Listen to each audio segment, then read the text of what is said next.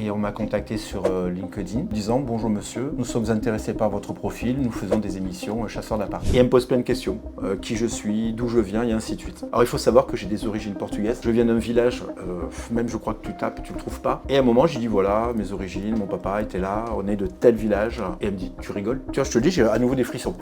Elle me dit tu rigoles? Je fais non. Elle me dit mais tu connais la taverne Santos et tout? Je suis ben ouais. Elle me dit putain, on est du même bled. Ah ouais. Là ils m'ont dit bon bah écoutez, on te rappellera dans une semaine. Bon je me suis dit bon. Et une semaine après ils m'ont appelé. Okay. Et c'est parti. Ils en prenaient combien là à ce moment-là? Là ils en prenaient 3. 3. Okay. 3 pour faire la série. Et après j'en ai fait 6 ou 7 avec un tant qu'accompagnant. Bonjour à tous, bienvenue sur cet épisode du mercredi avec un invité qui se prénomme David et qui se nomme Pratas, David Pratas. Salut David. Bonjour Julien, bonjour à tous. Tu peux me répéter quel temps il fait aujourd'hui s'il te plaît? Alors il fait bon, il fait entre 26 et 28 degrés, mais bon on est à Toulouse, ce qui est normal. Bon, mais parfait. Non, je dis ça parce qu'on essaye de tester les micros et c'est vrai que quand on teste les micros, on parle de la météo. Hein, ouais. Voilà. Et la clim, c'est vrai qu'il commence à faire meilleur. Voilà. Ouais. Ça va Laura, t'es au frais là-bas? Ok, on a Laura qui supervise l'enregistrement. J'ai la chance d'être équipé maintenant d'une Laura. Voilà. Et ça c'est pratique pour ça. Donc les gens ne la voient pas évidemment, puisqu'ici on est sur un podcast. Donc tout se fait à l'oreille. D'accord. Je suis ravi de t'avoir David pour plusieurs raisons. La première raison c'est que tu es de Toulouse. Et moi je suis un peu chauvin. Et les gens qui écoutent ce podcast le savent, mais j'ai pas que des Toulousains sur le podcast. La deuxième raison c'est que tu es dans l'immobilier et que tu as des agences immobilières. Donc c'est un sujet qui m'intéresse. La troisième raison c'est que tu as vécu l'expérience chasseur d'appart avec Stéphane Plaza, ce qui intéresse aussi je pense pas mal d'auditeurs, avoir les coulisses un petit peu de tout ça. Et puis il y a plein d'autres raisons que je ne connais pas encore, que tu vas nous raconter aussi. Avec plaisir. Qui feront qu'à la fin, j'aurais été encore plus content de t'avoir rencontré. Eh bien écoute, on sera deux. Est-ce que tu peux commencer par te présenter un peu ton parcours, libre à toi de nous raconter ce que tu veux? Alors écoute, moi j'ai 50 ans, j'ai 4 enfants, tu vois, je chôme pas. Ah ouais, pas mal. Moi j'ai commencé, tout au début j'ai été steward accompagnateur, rien à voir avec l'immobilier. Okay. Donc j'étais basé à Paris, donc c'était très sympa. Et après, j'ai décidé de redescendre à Toulouse, parce que voilà, 5 ans à Paris, métro et autres, c'était bon. J'ai préféré redescendre. Donc j'ai été pris comme chez Toshiba, commercial chez Toshiba, à vendre du photocopieur, de la bureautique et autres. Et après, j'ai passé les étapes et je suis devenu cadre chez eux. Okay. Ça m'a beaucoup plu. J'ai commencé à faire des investissements à titre personnel. Donc j'ai acheté premier appartement, un immeuble en SCI et autres. Et ça m'a donné très très très envie. J'ai même fait une défisque pour... Ça arrive. Ouais. Bon, après, c'est un autre commentaire. Autre sujet, je dirais. Et je me suis lancé un peu à titre personnel à faire des investissements. Ça m'a beaucoup plu. Tu peux nous en parler justement un peu de ces investissements? Oui, j'avais acheté un premier appartement rue de la Colombette. Ok, donc centre-ville de Toulouse. Voilà, centre-ville de Toulouse. De là après, comme je suis né à Figeac, j'avais un ami qui m'a téléphoné parce qu'il y avait un immeuble à vendre avec 6 appartements. Donc on a monté une SCI avec un ami, on l'a acheté. De là, on m'a conseillé de faire une défisque que j'ai acheté à Fronton. Okay. Alors à l'époque, il y a un moment, on m'avait dit tu vas voir Fronton, tu connais Bordeaux? Tu vas voir Fronton, ça va être pareil. Ah oui, parce qu'à Fronton, pour ceux qui ne sont pas de la région, parce qu'on a des auditeurs partout dans le monde ici, Fronton, effectivement, c'est, on va dire, région toulousaine très élargie, mais très connue, ou pas, justement, oui, pour son vin. Nous on connaît voilà. pour le vin. Et on m'avait dit, tu vas voir, ça va cartonner. Donc, je l'ai fait. Bon, c'est Fronton. Ouais. Voilà. On aime beaucoup. Hein. C'est toujours pas Bordeaux non plus pour le vin. C'est toujours pas Bordeaux. Et voilà, donc j'avais commencé appartement, immeuble et défisque. Et après, un jour, j'ai voulu arriver à 39 ans. J'ai voulu me lancer et monter ma propre société. C'est la crise de la quarantaine, se dire, je veux travailler pour moi. Et j'ai commencé à être... je ne savais pas trop dans quoi partir, mais l'immobilier me plaisait beaucoup. Et on m'a dit, fais de l'immobilier. Donc j'ai tenté, ça m'a plu. Et à partir de là, il y a eu l'émission qui s'est passée, il y a eu pas mal de choses, on va en parler après si tu le souhaites. Mais voilà, j'ai commencé mes investissements comme ça, par la petite porte. Le premier investissement, rue de la Colombette, donc c'était une petite surface? Oui, toute petite, c'est un T1 bis. T1 bis, tu l'as toujours? Bien sûr. Exploité en meublé? Oui. Je l'ai mis en LMNP. À un moment, je l'avais en Airbnb, après un loueur meublé non professionnel et ainsi de suite, avec les inconvénients, comme tout le monde sait, du Airbnb et autres. Et non, je l'ai toujours. C'est mon premier. C'est mon tout fait. C'est ton bébé. Ouais, c'est mon bébé. C'est mon bébé. Est-ce que tu l'as eu avant d'avoir tes enfants? Je l'ai eu en même temps que ma fille. Ah, okay. C'est bien. Je l'ai eu en même temps que ma fille. Okay. Ouais. Je l'ai eu en même temps que Carla. Okay. Donc voilà. Tu as quel âge maintenant? 18 ans. Elle a 18 ans. Donc, donc celui-là est payé. Ah oui. Celui-là est payé et j'en suis ravi. Ouais. J'en suis ravi. Tu vois, je l'ai acheté 72 000 € à l'époque. Eh oui, parce qu'à l'époque. Voilà, à l'époque. Et maintenant, il a été estimé à 155 000. Ouais, c'est ça. Voilà, mais je le garde. Ok, voilà. Bon, très chouette. C'était quoi tes débuts justement dans l'immobilier? Au début, tu t'es dit, parce que bon, peut-être qu'à l'époque, il y avait déjà des choix, oui, parce que si c'était il y a une dizaine d'années, tu avais le choix effectivement d'être mandataire immobilier, parce qu'IAD avait déjà impulsé un peu ça. Tu avais le choix d'être agent co, tu avais le choix d'avoir une carte, ta propre carte, et d'être agent immobilier. Hein. Pour ceux qui ne le savent pas d'ailleurs, on ne peut appeler un agent immobilier que quelqu'un qui détient une carte. Les autres sont des agents commerciaux. Qu'est-ce qui a fait que tu as fait un choix de te lancer par toi-même? Alors au départ, j'étais agent co. Ah, ok. Au départ, j'étais agent co et j'ai été lancé, j'ai travaillé avec des personnes et ça s'est bien passé. Et justement, sur LinkedIn, j'avais marqué mon profil et j'ai été contacté par l'émission Chasseur d'appart. Donc je rentre, je vais t'expliquer un peu comment ça s'est passé. C'était déjà à ce moment-là, c'était au tout début en fait. Oui, quasiment au tout début. Okay. Quasiment au tout début. Parce que j'ai fait réellement un an classique, un an et demi. Parce que là, j'ai mes agences maintenant à moi perso depuis 8 ans. Okay. Donc si tu veux, j'avais fait une première année et on m'a contacté sur LinkedIn. En me disant « Bonjour monsieur, nous sommes intéressés par votre profil, nous faisons des émissions chasseurs d'appart ». Je venais m'inscrire sur LinkedIn, je me suis dit « Ouais, c'est bon, c'est des potes, tu sais une blague ». J'ai pas répondu. Mais là, tu étais agent co pour une enseigne, une agence familiale? Oui. Non, enseigne classique. Je peux la citer ou pas? Oui, bien sûr. C'était Orpi. C'était Orpi. Hors prix, pareil. Orpi par excellence.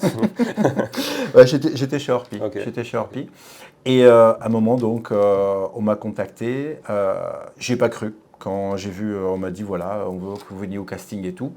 Ils m'ont relancé 2-3 jours après. Toujours pareil, j'ai cru que c'était vraiment une blague. Et dessus, tu as mon numéro de téléphone sur mon profil David Pratas et tout. Et là, ils m'ont contacté. Ils m'ont dit, voilà, monsieur, on aimerait vraiment que vous veniez. On est là jeudi. On fait un casting. Venez jeudi, venez nous voir. Moi, j'ai dit, OK, à quelle heure? Ils m'ont dit 17h. J'ai dit, OK.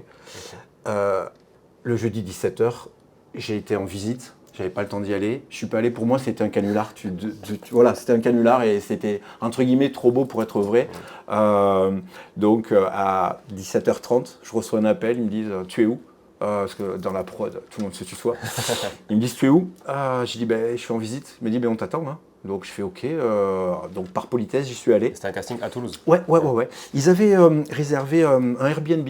Okay. Donc tu arrives dans le Airbnb, il y avait tout le couloir qui était rempli d'agents IMO. Alors, même si OK, ils m'appellent mais il y a toute la planète. Ils m'ont fait passer. De là, j'arrive, ils me disent bon on va aller dans la salle de bain. Je me dis OK. Super. C'est glauque comme ouais, je me suis dit OK. Et j'arrive dans la salle de bain, là il y a une dame avec une caméra à droite, une caméra à gauche et elle commence à me poser des questions. Bon. Donc elle est assise sur la baignoire, moi assis sur une chaise, et elle me pose plein de questions, qui je suis, d'où je viens, et ainsi de suite. Et là, à un moment, alors il faut savoir que j'ai des origines portugaises, je viens d'un village, même je crois que tu tapes, tu ne le trouves pas, et à un moment, j'ai dit voilà, mes origines, mon papa était là, on est de tel village, et elle me dit tu rigoles? Tu vois, je te le dis, j'ai à nouveau des frissons. Elle me dit tu rigoles? Je fais non. Elle me dit, mais tu connais la taverne Santos et tout? Je suis, ouais. Elle me dit, putain, on est du même bled. Ah ouais, c'est fou ça. Ouais. Et là, si tu veux, on a complètement zappé, j'ai complètement zappé les caméras. Et là, on a discuté, on a rigolé, on a parlé, je lui ai expliqué ce que je faisais, comment j'aimais mon métier. Voilà, tu vois, je captais plus les trucs. J'avais un personnage en face de moi, j'avais quelqu'un, une connaissance, parce qu'à un moment, tu sais, on est un peu tous cousins du cousin, de la cousine, de la cousine, de la tante. Donc c'était très rigolo. Je suis portugais moi aussi. Toi aussi? C'est vrai? Tu vois? C'est nous. Oui. Enfin, mon père est né à Lisbonne, hein, donc du coup, voilà, tout le monde connaît Lisbonne. Et c'est vrai que nous, on était dans une ville un peu limitrophe qui s'appelle Elvas, qui est à la frontière. D'accord, de l'autre côté. À la frontière espagnole. Moi, mon père était de Lisbonne, à côté de Setúbal, et ma mère de Tomar. Okay. Donc à côté de Fatima, mais d'un petit village qui s'appelle Monchier. Très touristique pour le coup, Fatima. Voilà. Donc on vous invite à y aller et vivre le Portugal. Et donc, si tu veux, on a fait l'entretien, ça s'est bien passé. Et après, il m'a dit, bon, mais voilà, maintenant, tu vas être suivi par plusieurs caméramans et tu essayes. Bon, moi, j'ai... Là, en live, Ouais. Ah ouais. Donc, on est allé dans l'Airbnb, Ok. on a commencé à faire nos visites, et je leur ai fait une visite comme je fais des visites. Ouais. Tu vois, à projeter les gens, à dire comment on peut faire, comment transformer et tout. À taper dans les murs, parce que j'adore taper dans un mur, voir s'il est porteur, pas porteur. C'est un tic, c'est un tic. Le taper dans le mur, c'est un tic. Et ça s'est super bien passé. Et là, ils m'ont dit, bon, bah, écoutez, on te rappellera dans une semaine. Bon, je me suis dit, ou pas. Et une semaine après, ils m'ont appelé. Et c'est parti. Ils en prenaient combien là, à ce moment-là? Là, ils en prenaient 3. 3 pour faire la série. Et après, j'en ai fait 6 ou 7 avec un tant qu'accompagnant. Et là, je suis encore passé là, dimanche, il y a 15 jours. En général, je passe une fois par mois. Donc c'est cool, apparemment, j'ai un petit record. Donc et à chaque fois, ils te font, c'est retourner, c'est des nouvelles recherches. Je reviens juste sur le... Parce que tu étais à Janko, donc pour ah oui, tu veux savoir après comment j'ai... Non, parce qu'en fait, alors, première question, c'est du coup, ils contactaient les agents en direct. C'est-à-dire qu'ils ne contactaient pas les agences en disant... Non. Ils voulaient vraiment l'humain d'abord, plutôt que l'enseigne ou qu'il y avait tout sur rue ou autre. Tout à fait. C'est intéressant. Tout à fait. Et c'est justement par rapport à ça, quand j'ai fait la première émission, ça a super bien marché. Ils m'ont contacté pour faire la deuxième. J'ai fait la deuxième. Et après, ils m'ont contacté pour faire la troisième. Et là, Orpi m'a dit stop. Ah ouais? Ouais, ils m'ont dit tu fais plus. Ah, pourquoi? Parce que Plaza était mis en avant et que toi, du coup, tu étais assimilé à être un agent Plaza au final, parce que les gens font vraiment les raccourcis. C'est ça, tu as tout compris. Donc ils m'ont dit non, tu apportes trop de publicité à Plaza, donc c'est stop. Et là, la prod m'a dit non, mais David, on te veut. Et en même temps, tu avais gagné en autorité, toi, à titre personnel. Donc j'ai appelé. Donc j'ai appelé un ami à moi, j'ai dit écoute, voilà, j'aimerais refaire l'émission. S'il faut, je quitte Orpi et on travaille ensemble, on monte un bise. Il avait la carte T. Donc on s'est lancé comme ça. On a fait la troisième émission où ils viennent carrément dans notre local. On n'avait pas le parquet, on n'avait pas le plafond. On avait juste l'ordinateur, les trucs. C'était vraiment tout fait. Plan serré. Et voilà, donc on leur a montré comment on faisait les recherches et tout. Mais les caméramans sont venus, ils n'ont pas filmé les plafonds, on était en train de les faire. Ils n'ont pas filmé le parquet, parce qu'on était en train de le faire. Mais ça s'est super bien passé, on a bien rigolé. Et c'est vraiment ce côté humain et bonhomme qu'ils veulent, et pas forcément ce que je sais qu'il y a certains confrères qui n'ont pas le droit d'être filmés dans leurs agences, donc ils vont dans des restaurants ou autres, ou chez eux. Donc là, on avait vraiment... c'est là où on a démarré, tout simplement. Voilà. Et alors, c'est quoi le contexte comme ça d'un tournage? Combien de temps ça dure? Qui c'est qu'il y a autour? Alors, ils sont presque une quinzaine. Ça paraît pas, mais tu as une quinzaine de personnes, tu as des fourgons, tu as du matériel, tu as tout. Tu as à peu près une quinzaine de jours pour trouver les biens. Alors les gens pensent que c'est du fake, mais je peux te garantir que tu dors pas, tu cours de tous les côtés. Tu appelles les gens en leur disant voilà, je souhaite montrer votre maison à l'émission. Tu en as plein qui te disent non. Ah ouais. Plein, qui ne veulent pas que les copains voient leur maison à vendre, ou leurs collègues, qui ne veulent pas qu'on dénigre. Tu parles des vendeurs, toi? Tout à fait. Pas des agences qui ont le mandat? Des fois aussi, ils ne veulent pas. Ah oui, tu as beaucoup d'agences qui ne veulent pas. C'est assez spécial, c'est un peu dommage, parce que tu as des gens, tu vas les appeler en leur disant voilà, j'aimerais faire de l'intercabinet avec toi, c'est-à-dire que tu es X, une agence X. Partager ta commission. Voilà. Et ils disent non, on n'a pas envie. Parce que tu dois faire signer un document droit à l'image pour la maison, pour les propriétaires, pour tout.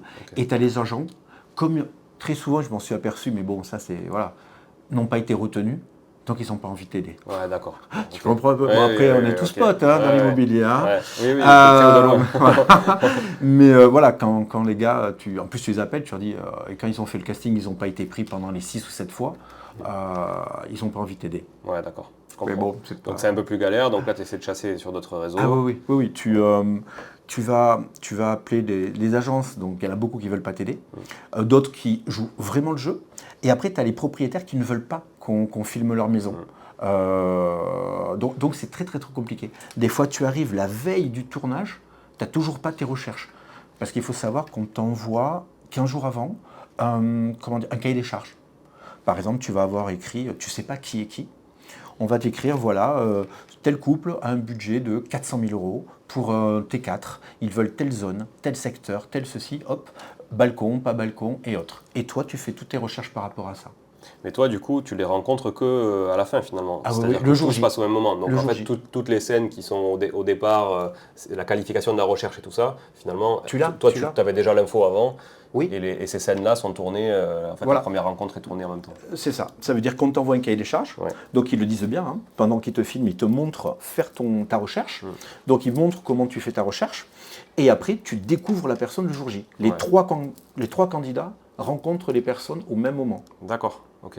Voilà. Ouais, donc tout est ok. Donc vous consolidez en fait au même moment tout le tournage, mais vous avez déjà fait le boulot en amont, quoi. Ah oui, tout le temps. En fait, vous les voyez qu'une fois, quoi, ces gens-là. Oui. Enfin, On va aller période. sur la journée. Ouais. Ça veut dire que par exemple, on commence en général à 7h du matin. Il faut savoir qu'on montre 15 minutes par personne. Ouais. Mais en réalité, ça dure 3 heures. Okay. Parce que tu as tout un travail. Donc ils vont te filmer pendant 3 heures. Tout le travail que tu vas faire, parce que c'est une vraie visite. Tu fais réellement une vraie visite. Et surtout, tu as 3-4 caméramans. Donc le but du jeu, les clients qui sont là ne sont pas habitués à faire des visites avec des caméras partout. Oui. Donc, et toi, tu dois oublier la caméra. Donc tu apprends à oublier la caméra et tu te concentres à faire ta visite, en évitant de dire des bêtises. Parce que là, tu as 2 à 3 millions de gens qui l'entendent. Ouais. Donc quand tu fais une boulette, tu vois, j'en avais fait une à marcher sur la pelouse qui avait été semée récemment. J'en ai encore entendu parler hier, tu vois. Ouais. Donc voilà, j'en connais qui ont carrément arrêté l'immobilier à cause de ça. Ah oui. Ouais. Non. C'est je te jure. Ah ouais. Ouais. Parce qu'ils ont fait des petites erreurs trop importantes. Avec le stress, avec les éléments, et les gens sont pas... Non, ça pardonne pas. Non. Ça pardonne pas. Ils sont pas sympas, les gens. Si, t'as des gens très sympas, mais sur certains points, sur certains points, ils te ratent pas, quoi. Ok. Et quel intérêt il trouve un agent, lui, en dehors de l'ego qu'on a tous, évidemment, de passer à la télé, etc. Ou pas, hein, parce qu'il y en a que ça n'intéresse pas d'ailleurs. Mais est-ce qu'il y a un intérêt économique? Si oui, direct, indirect, à moyen terme? Oui, alors pour t'expliquer, je pense que je n'ai vu que 2 émissions.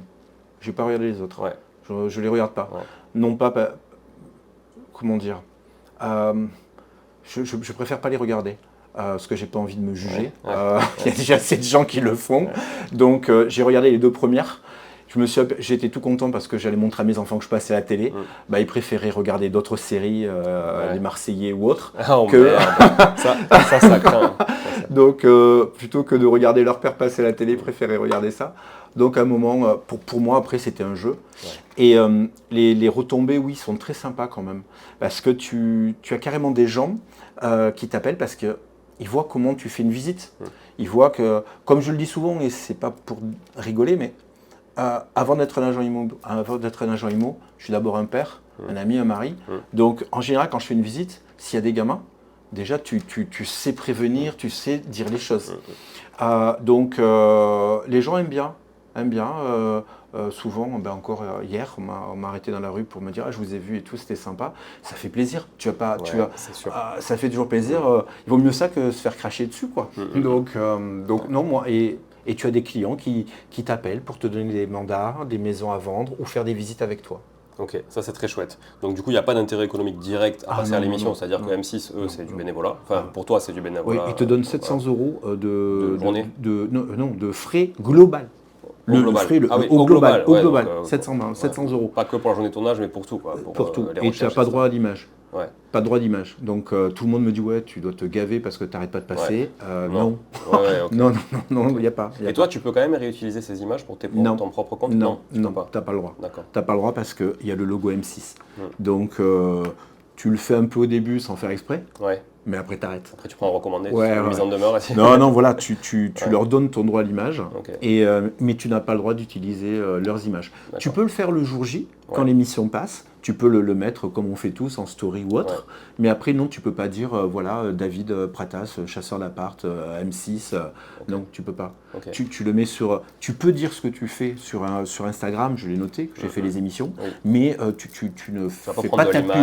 Et t'en servir pour. Non. Ouais, donc Ok, mais business indirect, ça c'est certain, évidemment, Oui, ça apporte de la notoriété, de la légitimité aussi, je pense, bien quand sûr. tu passes Ouais. là-dessus. Ok.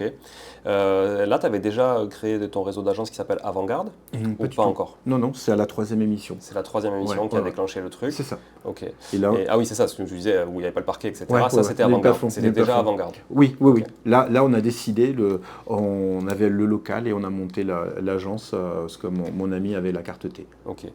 Donc, vous êtes toujours associé? Non. Ok. Non. Pour t'expliquer, il avait la carte T, quoi. Sa femme avait la carte T et ils se sont séparés.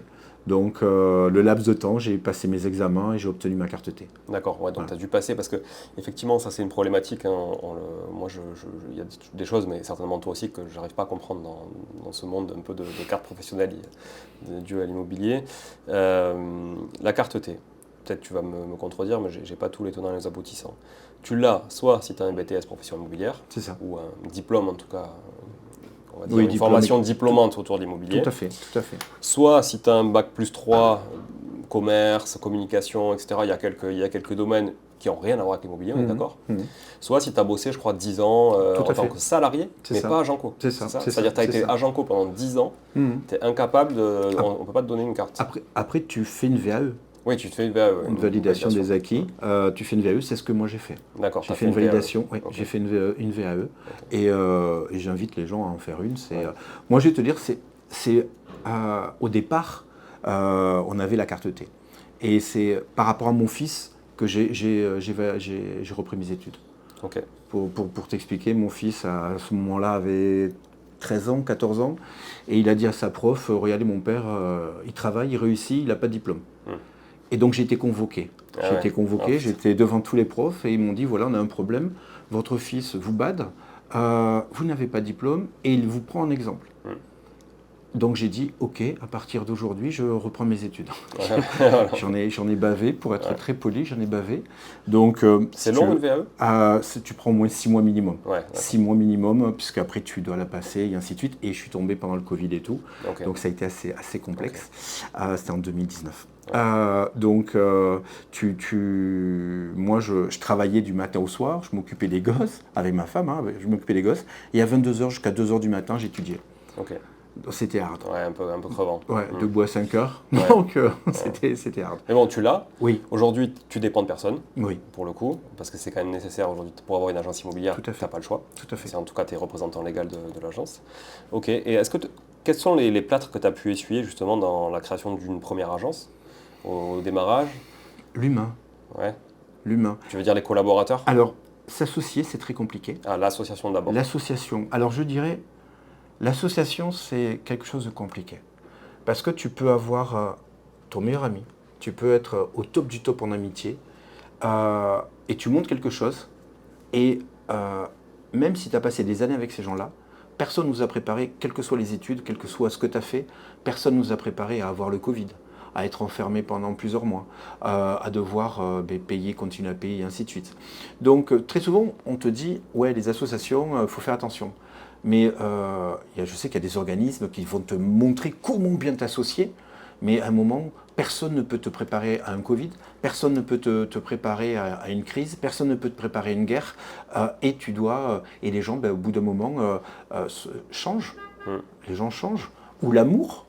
Si ton associé rencontre une personne et que du jour au lendemain, il s'en va avec cette personne-là et il te dit non, je veux plus travailler, je veux vivre d'amour et d'eau fraîche, c'est compliqué. Surtout si c'est lui qui a la carte et pas toi. Voilà. donc c'est pour ça. Okay. Donc je dirais, pour monter quelque chose, il faut vraiment bien s'associer. Et ça c'est primordial. Aujourd'hui, tu as fait rentrer d'autres personnes au capital ou tu es tout seul? J'ai quelqu'un avec moi sur une de mes unités, une agence. Mais ça se passe bien. Ce que je laisse vraiment. Après, je mets des agents, des responsables d'agence. Okay. Donc, je fais énormément confiance. J'essaye au maximum. Après, le plus complexe, après, c'est l'humain. Gérer l'humain. Je ne m'attendais pas à ce que ce soit autant. Tu vois, on est à peu près 60. Il n'y a pas que des salariés, il y a aussi des agents et des salariés. Mais je remarque que quand tu as 60 personnes, si une personne a un problème, les 60 viennent te donner leur problème. Donc tu te retrouves avec 60 problèmes. Et eux, une fois qu'ils te l'ont donné, ils repartent. Ouais. Et toi, tu dois gérer. Tu te couches avec. Ouais. Et c'est d'où cette tête, tu vois, je suis debout depuis 2h30 du matin, d'où cette tête où quand tu as les gens, après c'est un choix qu'on a fait, hein. C'est un choix, on est là pour un peu comme un mariage, pour le meilleur et le pire, mais c'est vrai que l'humain et bien s'associer, c'est quelque chose de primordial. Ok. Très très clair, je partage. Je pense que tout part de là, c'est important. Tu peux nous dire justement comment aujourd'hui tu es structuré, quelles ont été les étapes pour avoir, je ne sais pas combien d'agences aujourd'hui. Là j'en ai 8 et je suis en train d'en ouvrir une autre. Là. Justement, comment tu t'es structuré au départ, comment tu as fait pour te déployer, tu disais des responsables d'agence, quel est leur statut par exemple, etc. Quand j'avais démarré par l'agence du Rempart Saint-Étienne à Toulouse, ça a été la toute première. Après, j'ai acheté les locaux avec un ami. De là, après, comme il a voulu aller à Perpignan, je me suis dit, je me gère Toulouse, tu gères Perpignan. Donc, on a ouvert une agence à Perpignan et on a acheté les murs. Et de là, après, il m'a dit, non, j'arrête. Donc, je fais OK. Donc, j'ai gardé Perpignan. De là, j'ai un autre ami qui m'a dit... T'as mis quelqu'un à Perpignan ? Ouais. J'ai une responsable d'agence qui est salariée. Après, j'en ai ouvert une à Saint-Cyprien, Toulouse. Parce que quand je dis Perpignan... Quartier Saint-Cyprien. Quartier Saint-Cyprien. Là, j'ai mis quelqu'un qui m'a rencontré sur les réseaux sociaux, un Parisien. Un Parisien qui était déjà dans l'immobilier à Paris, qui avait envie de venir chercher du soleil. Donc il est descendu, ça s'est très très bien passé. Donc je l'ai mis là-bas responsable, il gérait l'équipe. Après j'ai ouvert les Carmes, une agence au Carmes. Et là je me suis associé avec quelqu'un qui avait commencé chez moi à l'époque. Il a le même âge que moi, il a une 50aine d'années, mais on se connaît depuis 4 ans. Et il avait commencé en tant que reconversion professionnelle, tu sais. Il était venu à l'agence en tant que stagiaire. Et on s'est régalé l'un et l'autre. Et là, donc, on a ouvert les Carmes ensemble. Et après, j'ai continué et ouvrir des succursales. Et après, j'ai créé une holding. Tout autour de Toulouse, hein. Occitanie. Oui. J'en ai une à Figeac. Ah oui. Et là, je suis en train d'ouvrir à Bordeaux. Ok. Voilà. Ce sera effectif là, dans quelques jours. Donc ça, effectivement, tu es au capital. Toi, tu as 100% du capital, hormis une agence. Oui, tout à fait. Et après, tu as monté... ce sont des succursales avec des entités. Et voilà. Ok, les murs, tu les achètes avec des SCI, avec des associés différents à chaque fois ? Oui. Alors, celle des Carmes et celle de Perpignan, c'est la même personne. D'accord. Et après, non, j'achète pas tout. Celle de Figeac, oui. Mais après, les autres, pour l'instant, j'attends. T'attends, c'est dur. C'est dur les murs commerciaux. Là, les gens qui les ont les détiennent de famille en famille. Souvent. Donc c'est compliqué. Et des fois, la problématique, c'est quand tu as envie d'ouvrir une agence, tu sais pas, on va pas se mentir, tu sais pas si ça va fonctionner. Donc acheter quelque chose dès le départ, c'est toujours un peu délicat. C'est vrai. Donc j'y réfléchis beaucoup. Tu vois ici, par exemple, là où je vous reçois aujourd'hui, j'ai 600 mètres carrés. J'ai créé un écosystème avec plusieurs corps d'État. Je paie, tu te doutes, 600 mètres carrés à Toulouse. Ça coûte excessivement cher. J'ai fait le test, ça fait déjà 2 ans. J'entame ma 3e année. Je me dis que 600 mètres carrés, c'est un peu trop grand parce qu'on a toujours du mal à recruter du personne et les gens sont sur le terrain. Donc je vais plutôt m'acheter un plateau plus petit et au moins les loyers me seront reversés à moi. Mais bien sûr, carrément. Mais là, c'est un test concluant. Mais tu vois, j'ouvre la fenêtre et je jette les loyers tous les mois. C'est ça. Tous les mois. Mais là, justement, dans les locaux dans lesquels nous sommes aujourd'hui, c'est plus un QG, des bureaux, c'est ça ? Oui, c'est ça. Tes fonctions support sont ici, j'imagine. C'est un peu ta centrale, quoi. Oui, voilà. C'est plus le staff qui est ici. C'est-à-dire, j'ai la RH, j'ai la DAF qui s'occupe de tout ce qui est comptabilité, facturation. J'ai une unité de communication, donc com et marketing. J'ai un centre de formation ici. Ça veut dire qu'à chaque fois quand je recrute du monde, ils sont recrutés ici, sont envoyés dans nos unités en ville et ils reviennent ici pour être formés. Voilà, comme ça on a les locaux et tout. Et les gens après vont en ville ou autre. Tu vois là par exemple, j'en ai 3 qui vont partir, 2 qui partent en septembre sur mon agence des Carmes et 1 qui part sur mon agence de Saint-Cyp. D'accord. Parce que j'essaie d'étoffer de plus en plus. Tu as combien de collaborateurs en moyenne par agence ? Par agence, ça dépend les tailles. Ça dépend. En tout, on est 60. Donc grosso modo, tu divises à peu près, sauf un peu plus pour ici. Mais par exemple, au Carme, là, ils vont passer à 5. À Perpignan, ils sont 6 ou 7. Donc c'est quoi? Responsable après des agents co? Oui, c'est oui, ça oui, oui, oui, Ok. oui. Oui, parce que le staff est ici. Eh oui. Le staff est Ouais. ici. Ok. Tu parlais de difficultés de recrutement. Oui. J'ai l'impression qu'effectivement c'est le cas. Alors, c'était pas forcément le cas il y a 2-3 ans. Tu me dis si je me trompe. Tu as raison. D'ailleurs, les réseaux de mandataires ont explosé, hein, voilà, parce que le marché du travail était beaucoup plus flexible. Là, j'ai l'impression que les gens se rabattent vers un poste de salarié, de CDI, recherchent la sécurité et prennent moins de risques. Tu as tout à fait raison. L'immobilier a vraiment eu le vent en poupe pendant un petit moment. À mon humble avis, j'ai l'impression que le Covid a redistribué les cartes. Mais même la façon d'acheter, la façon de chercher, la façon de travailler a complètement changé. Maintenant, je vois, on a des produits, des appartements, quand je dis produits, c'est des appartements, qui, à une époque, partaient mais dans la journée, voire le lendemain, voire le surlendemain, et là, ça part pas. Et d'autres cibles qui ont été modifiées. Et on a beaucoup de gens qui se sont dit, je vais aller dans l'immobilier, je vais cumuler mon travail, mon CDI, en même temps l'immobilier. Sauf que l'immobilier, c'est vraiment un métier. C'est vraiment un métier, il faut y être. Voilà, c'est pas un à côté. C'est complexe. Alors très souvent, oui, tu as les réseaux de mandataires où tu as une coiffeuse qui en même temps fait immobilier. Tu as, je sais pas moi, un salarié qui fait ça le week-end, voilà, le soir. Voilà. Mais c'est vrai que quand vraiment tu veux en vivre, il faut passer du temps et tout. Mais après, comme tu le dis, en ce moment, pour faire un emprunt, on ne rentre pas, nous, dans les cases. On ne va pas se mentir. Si tu n'es pas salarié en CDI, tu ne rentres pas dans les cases en ce moment. Donc, avant, là, on te demande à chaque fois 3 ans de bilan minimum. Donc, quand tu démarres, en plus quand tu es auto-entrepreneur, parce que beaucoup de gens se mettent auto-entrepreneur au départ, donc c'est un peu complexe. Mais après, quand tu arrives à faire... Beaucoup de gens commencent avec se mettre auto-entrepreneur en travaillant, en étant à Pôle emploi, tout en travaillant, en déclarant et autres. Beaucoup de gens se lancent comme ça. Ça leur permet de pouvoir travailler tout en déclarant, c'est honnête. Et les gens, beaucoup le font. Oui, mettre de côté le risque financier, qui est le risque principal, qui empêche souvent de sauter le pas. Bien sûr. Et pour tenter l'expérience. Mais il faut savoir que quand tu vas vendre un bien, ça veut dire que tu vas prendre une offre. Cette offre, tu vas aller chez le notaire. Tu vas signer un sous-seing. D'accord, un sous-seing. Mais tu ne seras payé que dans 3 mois. Et maintenant, c'est presque passé à 4 ou 5. On est d'accord. Il fut un temps, tu signais ton sous-seing, tu marquais 3 mois après, et tu étais acté. Qui dit acté, dit payé. Maintenant, avec toute la problématique et autres, on est plus sur du 4 à 5 mois.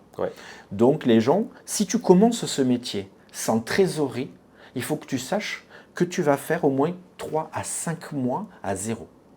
C'est très complexe.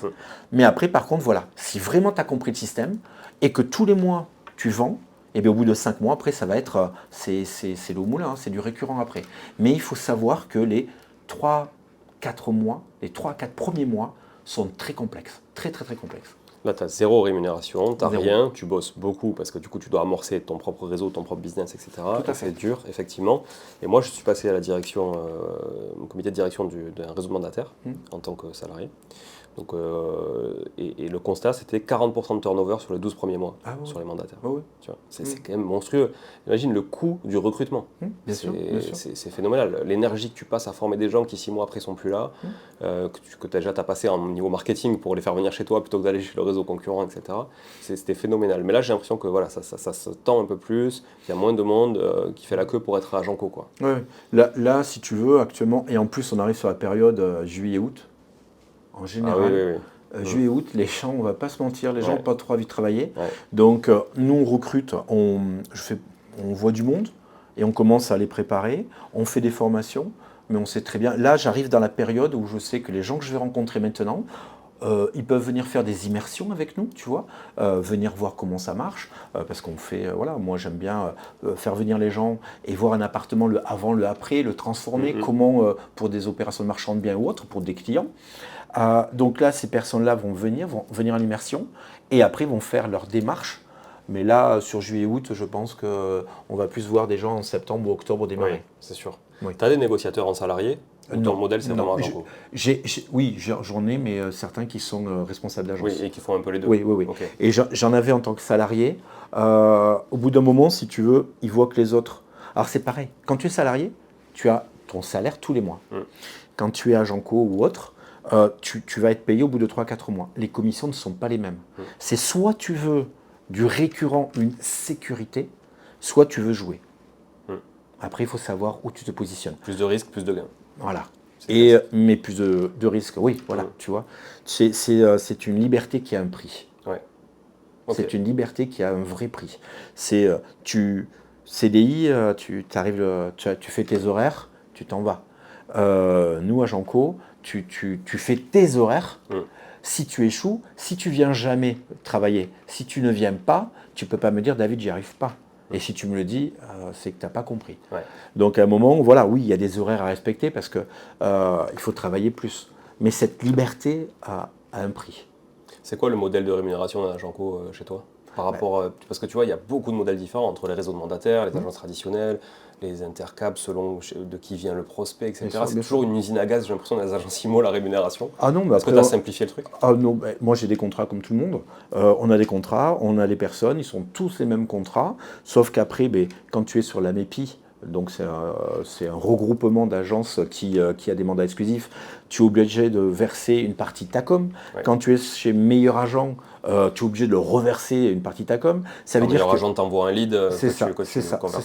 Donc tu payes un abonnement et en plus tu leur donnes une commission sur la vente. Donc à un moment, si tu viens, donc déjà je te donne moi les rendez-vous pour les estimations et autres, mais il y a un pourcentage qui part aussi pour les autres. T'en es content d'ailleurs, parenthèse fait des rendez-vous qualifiés de Meilleur Agent? C'est un discours que j'ai eu ce matin. Ah oui? Tu faisais le point pour savoir. Ouais, je faisais le point pour savoir si j'arrête ou si je continue. Et j'ai appelé pas mal de copains, parce que dans l'immobilier, on n'est pas que des concurrents, on a aussi des potes. Et ce matin, je t'avoue, j'ai appelé plusieurs de mes amis pour savoir ce qu'il en était. Et j'ai eu les mêmes retours. Donc je vais, dans la semaine, prendre une décision. Moi, pour tout te dire, j'ai une petite agence beaucoup plus modeste que la tienne. J'ai envoyé un recommandé cette semaine pour... Stopper? Oui, pour stopper. Parce que, voilà, beaucoup d'annulations de rendez-vous, des surestimations à la base aussi qui sont toujours déceptives quand toi tu fais une estimation réelle. Nous, on ne court pas après les mandats en se disant on va surestimer le bien non plus. Donc en fait, voilà, sauf que Meilleur Agent le fait des fois aussi pour capter le lead et te l'envoyer. Donc au final, franchement, la conversion, elle n'est pas terrible. J'attends d'avoir un des responsables d'une de mes agences, parce que c'est lui qui avait souhaité faire le test. Ouais. On a fait 2-3 ventes, mais par rapport à ce qu'on a déjà payé, ce qu'on doit donner, et ainsi de suite. Donc comme je te le dis, j'avais l'information ce matin, j'attends que l'ARH vienne demain pour qu'on discute un peu de tout. Mais tu m'as devancé. Mais je pense que je vais suivre ton exemple. Ok, très bien, ça me fait plaisir. Ouais, non, mais tous les autres m'ont dit qu'ils avaient suivi cet élément. Okay. Après, voilà, en ce moment, c'est assez complexe. Alors si en plus on te donne, si tu payes pour y arriver et qu'au final, on ne te donne pas les bons arguments ou les bons rendez-vous, à un moment, nous sommes dans une phase où il faut réduire la voilure, trouver des solutions, parce que tout a augmenté. Alors, les commissions baissent, mais tout a augmenté. Oui. Tu prends Le Bon Coin, ils ont quasiment doublé pour faire moins d'options. Ouais. Alors ça, j'ai pas compris. Donc on te dit non. C'est très cher la diffusion, Le Bon Coin, Se Loger, qui est le même groupe que Meilleur Agent d'ailleurs. C'est très très cher. Les gens ne se rendent pas forcément compte. Voilà, tu vois, tu m'as enlevé les mots de la bouche. Les gens te disent non, mais ça va. Ouais, non, ça va pas. Ça va pas. À un moment, on peut pas te demander de payer le double du prix en te retirant plus des annonces, en ayant une moins bonne qualité. Mais c'est dur. Mais je pense qu'on vit la même chose. Ouais, clairement, je le vis à plus petite échelle. Et puis moi, tu vois, elle est récente, l'agence, tout ça, donc je découvre un peu ce monde de la transac, parce que nous, on était plus vraiment dans le monde de l'investissement locatif. Mais, et pour le coup, on ne fait que de l'investissement locatif en transac. Donc tu vois, on est très très niche. Évidemment, il y a moins de volumétrie. Et puis des clients qui sont plus qualifiés aussi en face. Tu vois, on a des vendeurs plus qualifiés, on a des acheteurs aussi qui sont plus qualifiés, plus sachants. Donc c'est vrai que bon, tout ce qui est résidence principale, etc., et les gens qui n'arrivent jamais à se décider, on ne les a pas trop. Mais toutes ces complexités-là, je les ai découvertes. Et j'ai découvert un monde j'en parlais dans un podcast en tant qu'invité, justement, j'ai découvert un monde assez complexe, où tu n'avais pas trop le choix en fait. Aujourd'hui, si tu veux vendre tes biens, tes mandats, et si tu veux les diffuser, tu es obligé de passer par Le Bon Coin. Tu es obligé d'aller un peu sur Se Loger. Il y en a que tu peux zapper, mais franchement, Le Bon Coin, Se Loger, c'est quand même assez compliqué. Ah oui, ben là je pense qu'ils profitent et la problématique c'est qu'à un moment tu ne peux pas doubler les prix et enlever des prestations. Ouais, non, ça c'est pas possible. On est quand même, à un moment il faut que, quand il y a des honoraires, les honoraires déjà, la TVA on la reverse. Là-dessus après tu payes les gens, tu payes les pubs, tu payes les assurances, tu payes les locaux, tu payes tout. T'as des fois des personnes, ils pensent qu'on se gave. Oui, clairement. Non, mais il y a vraiment une sale image de. Enfin, pas une sale, mais une mauvaise image qui est vraiment erronée de l'agent immobilier, clairement. Parce qu'au final, on crée quand même de l'emploi. On a des gens qui travaillent avec nous, on fait fonctionner tout ça. Et je peux te garantir, j'ai pas mal de nuits blanches et je pense qu'on est un paquet en ce moment à avoir des nuits blanches, quel que soit le domaine. Alors, ce qui est rigolo, c'est que depuis des semaines, je remonte le moral à mes copains. Alors que je suis dans le même état qu'eux. On s'aperçoit que les banques ne prêtent pas, que le cours des matériaux a augmenté, que c'est très difficile. On s'aperçoit qu'il y a presque 50 à 60% de permis en moins, presque 50 à 60% de crédits refusés. Tu constates là de la casse, toi, sur les compromis qui sont en cours? Oui, bien sûr. Okay. Et des éléments ou des clients, après je ne te citerai pas lequel, mais un directeur de Leclerc, qui, parce qu'il a plus de 50 ans, n'est plus suivi par sa banque. Ouais, alors c'est quelqu'un qui doit quand même être en banque privée, potentiellement. Donc là, je l'ai fait passer par un courtier, et mon courtier l'a financé. Donc, et pourtant, voilà, et moi, j'ai une personne qui malheureusement a fait un AVC, qui a une bonne situation, pas suivi non plus, et ainsi de suite. Problème d'assurance. Ouais. Mais bon, après, on en parlait, je pense qu'on en parle tous en ce moment, tu regardes l'actualité. Je pense qu'il faut qu'on avance tous, qu'on trouve des solutions, qu'on réduise le budget, les coûts, et qu'on trouve des gens qui ont vraiment envie de travailler, vraiment envie d'avancer. Moi, c'est voilà, et surtout qu'on ne nous augmente pas des prestations de fou, quoi. Parce qu'à un moment, comment tu veux, quand tu es leader, tu peux pas te dire, je te double le prix, je travaillerai moins et je te double le prix. Vas-y mec. À un moment c'est chaud. Ouais, c'est vrai que c'est. D'ailleurs aux États-Unis ils font vachement gaffe à ça aussi avec des lois anti-concurrence, enfin des lois anti-monopole et autres. Et peut-être que ça peut venir parce qu'effectivement. Alors bon, c'est vrai qu'il y a deux gros quand même, Le Bon Coin, Se Loger, c'est comme Airbnb, Booking sur la location courte durée, donc c'est difficile de dire qu'il y a un monopole, mais bon, s'ils sont que deux, ça reste quand même monopolistique. Quoi, tu vois, donc effectivement, il pourrait y avoir des évolutions là-dessus. Bon, écoute, c'est très chouette. Tu vois d'autres choses à rajouter, David, dans ce monde un peu de la transac dans lequel tu es? D'ailleurs, tu fais de la gestion ou pas du tout? Là, depuis peu. On a commencé, là, c'est ce mois-ci. Tu vois parce qu'à un moment, je fais de la transac. Et comme beaucoup de gens voulaient me donner la gestion, mais pour moi, c'est un métier à part. Ah oui. La gestion, c'est vraiment à part. Et pour embaucher quelqu'un qui fait la gestion, parce qu'il faut savoir, c'est pareil. Après, je vais te donner des petits chiffres, mais quand tu as un loyer à 500 € et que tu prends 6%, 6 fois 5, 30, on est d'accord? Ça fait 30 € TTC. Il t'en faut beaucoup de lots. Ah oui. Quand tu as un salarié chargé qui va te coûter 2500 à 3000 € chargé, donc imagine le nombre de lots que tu dois avoir juste pour arriver à la ligne 0. Ouais. Et c'est du travail. Donc à un moment, tu ne peux pas demander à un agent co ou quoi que ce soit de faire ça. Puis ton salarié, il a 5 semaines de vacances. Ton salarié, il est pas dispo. Il est dispo sur une plage horaire assez limitée. C'est ça. Donc j'ai commencé à le faire ce mois-ci, à commencer à rentrer du portefeuille sur les gestions d'appartements que j'ai vendus ou autres. Oui, donc tu as pris le risque d'embaucher une personne et tu vas construire le portefeuille sur cette personne-là, mais tu n'as pas racheté un portefeuille. Non. Et avant ça, tu mettais quoi en nourrice dans d'autres agences? Oui, à des copains. Donc tu les filais. Je l'ai donné à des copains et ils s'en occupaient tranquillement. C'est pour ça que j'ai pris 2-3 kilos. Tu vas pas leur récupérer aujourd'hui? Non. Là pour ça, les amis sont les amis. Non. Bon, c'est déjà un métier. Eux, en tant qu'amis, pourraient te les renauder aussi. Ouais, non, maintenant qu'ils l'ont. Non, tu sais, l'immobilier, c'est un monde de requins quand même.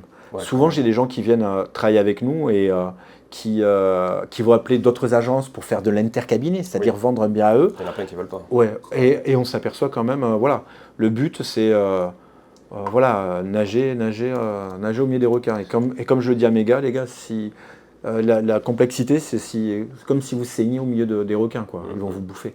Donc à un moment, soyez pro, maîtrisez votre sujet et montrez qui vous êtes, quoi. Mais tu te rends compte quand même que si toi tu cherches à travailler dans la durée moyen-long terme, bah, finalement tu ne travailles pas avec beaucoup de monde. Parce que des gens qui sont dans cet esprit et qui arrivent à ne pas céder, tu vois, à l'opportunité one shot, à prendre, à prendre ce qu'il faut prendre maintenant, quitte à pas réfléchir à l'avenir, il n'y en a pas beaucoup. Tu vois. Je suis entièrement d'accord avec toi. Moi, je pars du principe qu'un coup, tu peux le faire. Tout le monde peut le faire. Bien sûr. Mais être dans la durée, ça, c'est plus complexe. Moi, j'ai plein de copains qui sont patrons d'agences concurrentes, et c'est des potes. Hein. On s'appelle, hein, c'est comme tout le monde. Hein. Tu prends, mais voilà, tu sais, moi, il y a des fois des gens, des nouveaux en face, qui essayent de dénigrer notre offre, dénigrer ou autre. On me dit, c'est telle agence, j'appelle, je dis, écoute, ton gars, il est en train de faire ça, pourquoi il ment? Il me dit, bah écoute, je m'en occupe. Tu vois, il y a un respect. Ouais. Après, tu ne peux pas le faire avec tout le monde, hein, parce que c'est comme tout. Hein. Comme je dis, si là, on met 500 € sur la table, tu les voudras dans ta poche plutôt que dans la mienne. Et moi, je vais les vouloir dans la mienne. Mais si on est intelligent, si un billet 500, 500, 500, à chaque fois, on se débrouille pour partager. Et au final, quand tu prends 250, 250, 250, ça fait 750, toi, 750 moi. C'est ça, le calcul est bon? Ouais, tout à fait. Voilà, tu vois. Ouais, donc, moi, je pense qu'il vaut mieux travailler en bonne intelligence. Je pars du principe que c'est déjà assez compliqué. Déjà, entre les vendeurs, pour obtenir toutes les informations, tous les éléments, les vis cachés, savoir tous les éléments.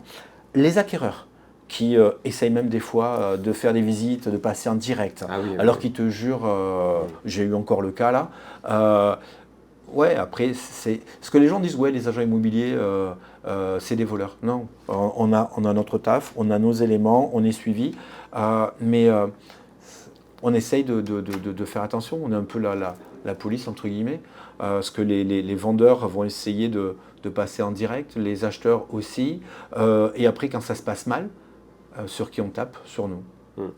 C'est vrai. Est-ce que tu as une anecdote à nous raconter? On l'a pas préparé, donc tu as le temps de réfléchir, on coupera. Une anecdote Si tu as des anecdotes croustillantes à nous raconter. Il s'en passe à 8 ans. En 8 ans, il s'en passe quand même des choses. J'en ai une que j'aime beaucoup et je la cite très souvent aux nouveaux qui arrivent. Un jour, j'ai un copain qui m'appelle, il me dit, voilà, j'ai un couple d'amis, ils vendent leur maison, vas-y, ils n'arrivent pas à la vendre. Alors, il me dit le prix, il me dit le lieu, bon, j'y vais. Et je suis surpris parce que la maison est magnifique. Et en plus, pompon sur la Garonne, il y a une piscine. Je me dis, mais c'est dingue, pourquoi ils n'arrivent pas à la vendre? Et je commence, et je suis dans le jardin, et là d'un coup j'entends. Et là je regarde, couloir aérien, mais de fou. Mais de telle heure à telle heure presque, tu vois. Et là chaque fois, et là je comprends. Mais je te jure, je pouvais presque monter sur le toit et toucher l'avion. Mais à certaines heures. Et là j'étais venu pas à la bonne heure. Et je me suis dit, waouh, là je comprends. Et j'ai commencé j'ai pris les informations, j'ai commencé à la faire visiter la maison. Et à chaque fois quand j'étais dehors, je commençais à parler un peu plus comme ça quand l'avion passait. Mais ça ne marchait pas, tu sais. Ça ne marchait pas. C'est vraiment une grosse voix quand même. Donc j'essayais de parler un peu plus fort, mais l'avion, je n'arrivais pas à couvrir les bruits des réacteurs. Donc à chaque fois, je me déplaçais pour rien. Et après, je commençais à dire aux gens, voilà, vous voulez visiter la maison, il n'y a pas de problème. Elle est dans tel quartier, il y a tel couloir aérien. Voilà, je préfère vous prévenir. Parce qu'à un moment, ça ne sert à rien de cacher quoi que ce soit. Parce qu'une fois sur place, ils vont le voir. Donc à un moment, au lieu d'à chaque fois traverser tout Toulouse, tu as vu comment c'est un peu galère en ce moment, traverser tout Toulouse pour aller faire une visite, ou quand la personne arrive, lève juste les yeux et te disent non, ça ne sert à rien. Bon. Et là, j'ai un couple qui m'appelle, il me dit, voilà, on veut la visiter.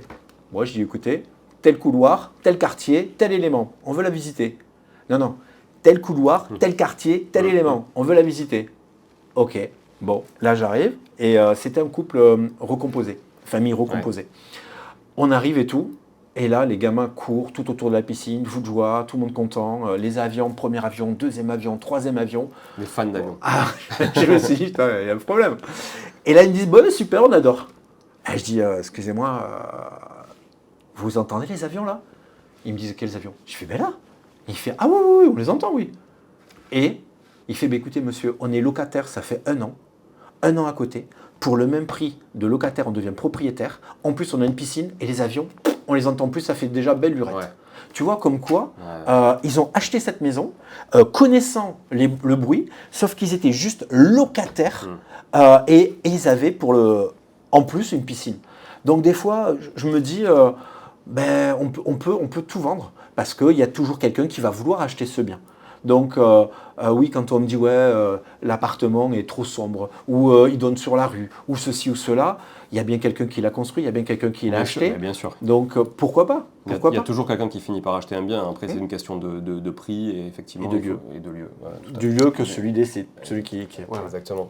Et d'ailleurs, ça me fait penser à un truc. Est-ce que tu as un péché mignon justement sur le type de bien, tu vois, Moi, j'aime bien les maisons d'architectes contemporaines. Ouais, c'est plus le moderne ton truc. Ouais. Ah, ma femme est architecte, okay. donc j'aime bien. Okay. Mais alors, on a eu cette discussion il y a 3 semaines. 3 semaines. Parce que très souvent, tu as les gens, ils m'appellent, ils me disent « Voilà, M. Pratas, j'ai une maison d'architecte, vous allez voir, elle est super. » Des années 70. Ah, t'arrives. Et j'ai même dit à Chloé, ouais, pour toi, c'est quoi une maison d'architecte? C'est vrai, mais c'est quoi parce que, voilà, et là, j'arrive, à part le volume, tout était. Même je suis passé 2-3 fois devant parce qu'il n'y avait pas le numéro de la plaque et tout. Ouais. Et voilà, et le gars, voilà, elle était sympa la maison. Mais tu as beaucoup de gens qui vont te dire, j'ai une maison d'architecte. C'est pas parce que tu as fait construire ta maison par un architecte que c'est une maison d'architecte. Que c'est une maison d'architecte. Donc tu dois quand même avoir des beaux volumes, des prestations et autres. Voilà, c'est pas parce que tu as ton tampon et que c'est un architecte qui l'a construit que c'est une maison d'architecte. Tu vois, il y a ce petit truc, tu vois. C'est vrai qu'effectivement, quand tu penses à maison d'architecte, ça veut rien dire, quoi. Ah ouais, mais... C'est comme si tu dis mon métier c'est cadre. Ouais, c'est voilà. Un métier cadre. Ouais. Tu vois, et une maison d'architecte, ok. Voilà, mais tu as des gens, et souvent les gens vont me dire vous allez venir, vous allez voir, vous allez adorer, c'est une maison d'architecte. Vous allez voir, c'est super, j'ai même fait une boîte de nuit dans le garage et tout. Ok mec, il n'y a pas de souci.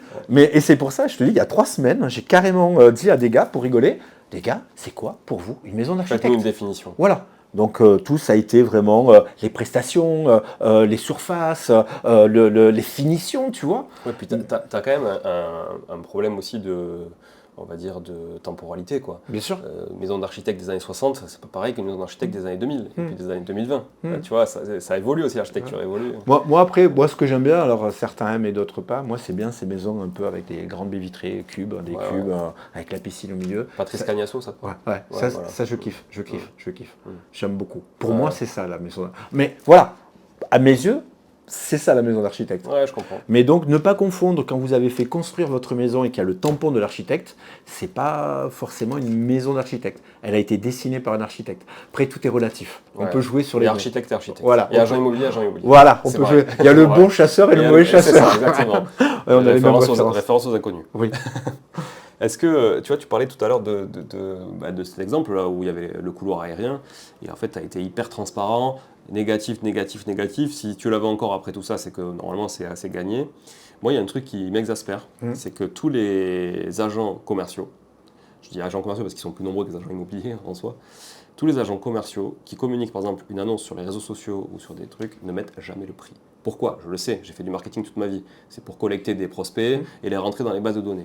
Mais est-ce que ça a du sens de collecter des prospects qui vont avoir d'une valeur? Parce qu'un prospect de résidence principale, ça a de la valeur 15 jours. Hein. Une fois qu'il a trouvé, ça n'a plus qu'une valeur, il ne va pas racheter avant 10 ans. C'est difficile de lui vendre quelque chose, tu vois, sur la durée. Est-ce que c'est quand même pas plus intéressant pour la personne d'avoir des informations exhaustives que d'avoir un manque d'informations et de devoir prendre son téléphone et appeler? Est-ce que tu ne penses pas qu'il y a de la déperdition malgré tout là-dessus? Regarde, en ce moment, les gens demandent des CV sans photo. Ça, rien du tout. Tu es d'accord avec moi? C'est pour donner plus de chance aux personnes. Oui, c'est pour les problématiques de discrimination. Voilà. À un moment, si tu veux, regarde, je pense que ça arrive à beaucoup de personnes. À un moment, tu as des clients qui te disent « Monsieur, je ne veux acheter que Cartier des Carmes ou Saint-Georges. Je ne veux que ça. » Et toi, tu cherches, tu lui envoies plein de trucs. 15 jours après, tu l'appelles, ou même allez, 1 mois, parce que d'un coup, tu as eu la pépite au Carme ou à Saint-Georges, tu l'appelles, il fait « Ah non, mais j'ai un agent immobilier qui m'a vendu un truc au chalet. » Ouais, qui est un quartier de l'autre côté. Voilà, pardon, oui, c'est vrai, de l'autre côté. donc, si tu veux, à un moment, si tu donnes un prix, déjà, souvent, tu peux un peu le négocier, surtout un peu en ce moment, et autres. Moi, je pense que faire déplacer le client, à un moment, tu n'es pas à l'abri d'un coup de cœur. Tu n'es pas à l'abri d'un coup de cœur. Tu peux te dire, je veux du Carme, je veux du Saint-Georges, je veux un balcon. et tu vois un appartement, il a des belles hauteurs sous plafond ou autre, et tu peux avoir le coup de cœur. Moi, je vois plus ça. Okay. Moi, je marque jamais. Là, tu vois, j'ai mis un de mes biens à moi, j'ai pas mis le prix. Si les gens sont intéressés, ils m'appellent. Et au moins, tu as beaucoup de gens maintenant. Le but, c'est que les gens t'appellent et après, tu essaies de leur trouver autre chose. Parce que peut-être tu vas te dire, ah non, mais 350, j'y vais pas. Et bien peut-être si on ne te l'avait pas dit, tu viens le voir. Et d'un coup, ben, tu fais une offre à 325 ou 330. Et tu as le coup de cœur où tu te dis, waouh, c'est celui-là que je voulais. D'un moment, pourquoi se mettre trop de barrières? On en a tellement déjà. On te met tellement de barrières, tellement de bâtons dans les roues. Pourquoi s'en rajouter plus? On n'est pas à l'abri d'un coup de cœur. Je ne sais pas, peut-être que quand tu étais célibataire, on te disait, viens en soirée. Tu dis non, je ne veux pas. Et peut-être tu y allais, tu as rencontré l'amour. Et pourtant, au départ, tu n'avais pas envie d'y aller. Ouais. Et parce qu'ils t'ont dit, ouais, tu vas voir, il y aura la grosse... Moi, j'adore les... Pour moi, les biens immobiliers, tu sais ce que j'aime, c'est découvrir le bien immobilier. C'est quand tu arrives chez les gens, quand tu te dis, waouh. Quand tu dis, waouh, c'est bien tu as des maisons où, au bout d'une demi-heure, un quart d'heure, tu as envie de partir. Oui. Tu as des appartements où tu as envie de partir. Tu en as d'autres où tu te sens bien. Donc, tu auras toujours plus d'affinité à vouloir vendre ce bien et tout. Moi, j'y crois. Tu sais, quand les gens, au départ, ils achètent quelque chose, tu as raison. Ils vont vouloir un lieu, un prix. Ouais, une surface ou une typologie de bien. C'est ça. Et après, des fois, tu as un coup de cœur. Le coup de cœur, moi, je sais que j'ai acheté un bien. Quand je l'ai vu, je me suis dit, j'ai appelé ma femme. Je lui ai dit, écoute, voilà, il y a ça. C'est très atypique. Elle m'a dit, non, mais je ne viens pas le voir, ça ne sert à rien. Je lui ai dit, Chloé, viens voir, s'il te plaît. Elle est venue et elle m'a dit, putain, j'adore. J'appelle un copain, je lui dis, voilà, je veux m'associer, je veux acheter un truc. C'est comme ça, comme ça. Il me dit, ah putain, David, vu comme tu me le décris, je lui ai dit, viens voir, s'il te plaît. Il est venu, il a appelé sa femme, pareil, et on l'a acheté. Et là, on l'a transformé. Mais à un moment, la beauté de ce métier, c'est quand tu as un appartement ou une maison ou un plateau, c'est de savoir comment tu peux le créer.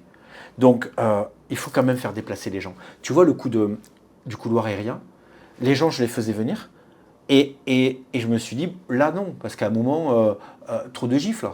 Et regarde, l'autre, je lui dis, ne venez pas, ne venez pas, ne venez pas, c'est comme ça, comme ça. Et la personne a dit oui. Ça t'est jamais arrivé? Mais tu vois, il avait toutes les infos. C'est-à-dire que les gens à qui tu n'avais pas donné l'info, ça n'a jamais marché. C'est-à-dire que tu as perdu du temps, ils ont perdu du temps.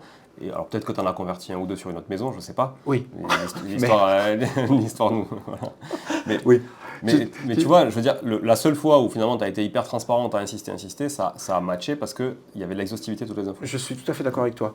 Mais ceux qui sont venus, je les ai quand même envoyés ailleurs. Oui. Parce que quand les gens te disent, c'est exactement ce que je veux, mais ailleurs, et bien là tu cherches ailleurs. Oui, clairement. Tu vois non, mais en fait, je pense que. Alors, j'entends totalement tes arguments, hein, je les partage, mais je pense que moi j'ai une réflexion beaucoup plus, parce que c'est un podcast investisseur, plus investisseur, où je me dis, attends, moi ça m'arrivait d'acheter des appartes en ayant une surface, une adresse, un prix, sans jamais voir le truc. Bien sûr, je savais que voilà, ça c'est encore notre rue Saint-Rome, telle surface, tel prix, je prends. Voilà.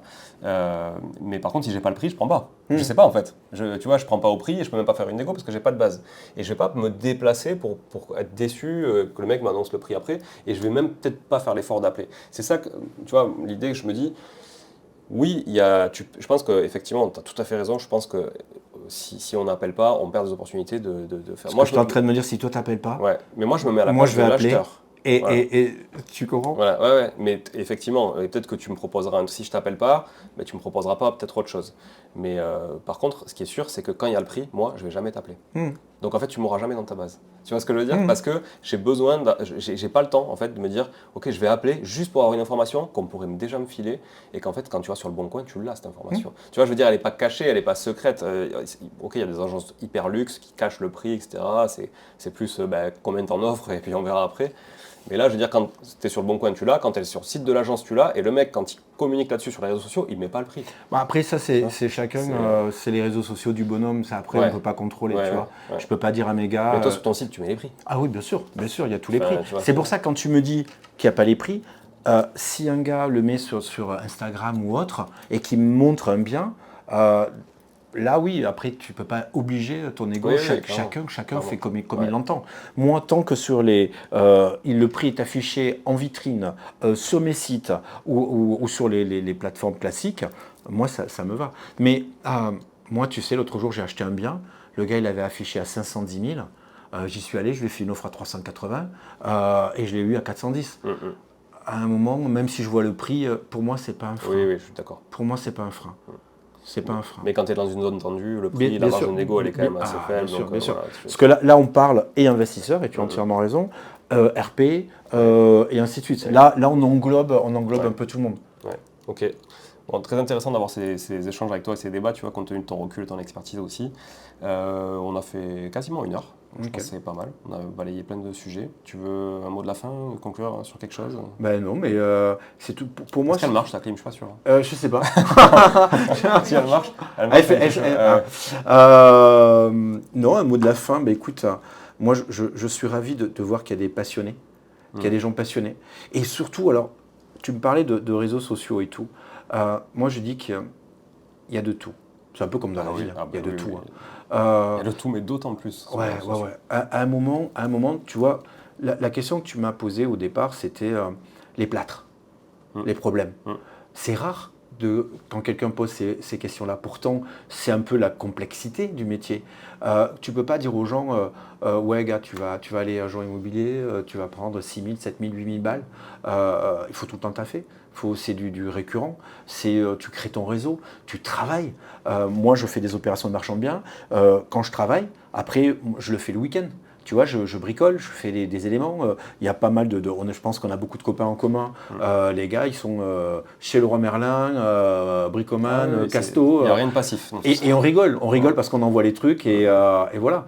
Donc, et sur certains postes, les gens te font croire qu'en gagnant à rien du tout, tu peux construire un empire sans rien faire. Je pense qu'il faut arrêter ça. C'est impossible. Il faut se dire qu'à un moment, où tu as de l'argent, où tu as du temps.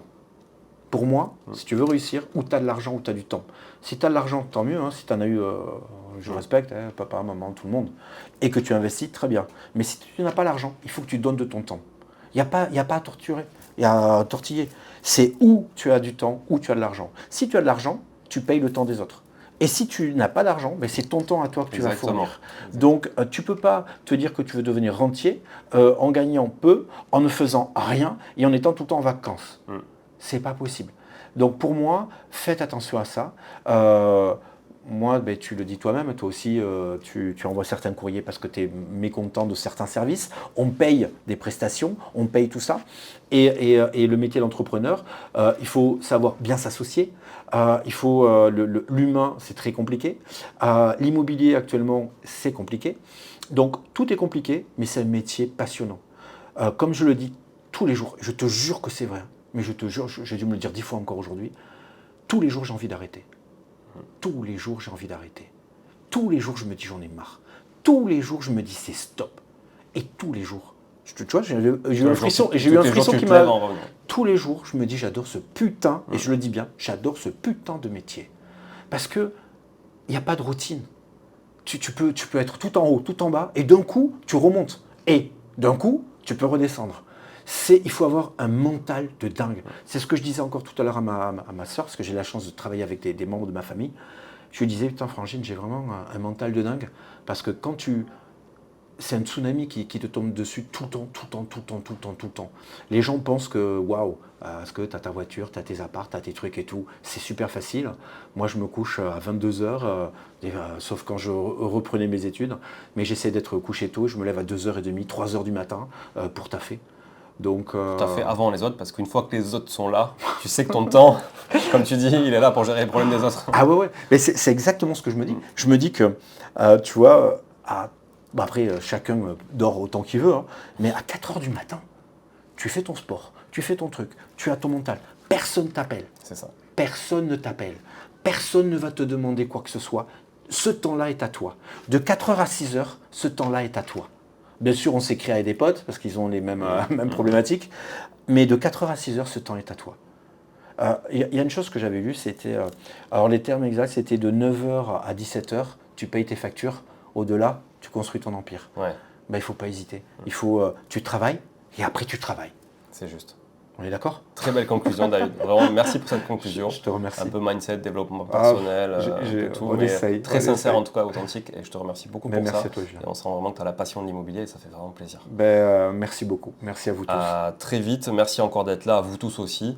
Je vais faire une conclusion rapide. Je vous dis juste à dimanche pour un prochain épisode, en solo peut-être, ou en duo, on ne sait pas. On verra, on ne prévoit jamais rien à l'avance avec le roi 1, on est toujours à l'arrache. Voilà. Mais merci beaucoup à tout le monde. Ciao, ciao. Encore merci David. Merci à tous. Au revoir.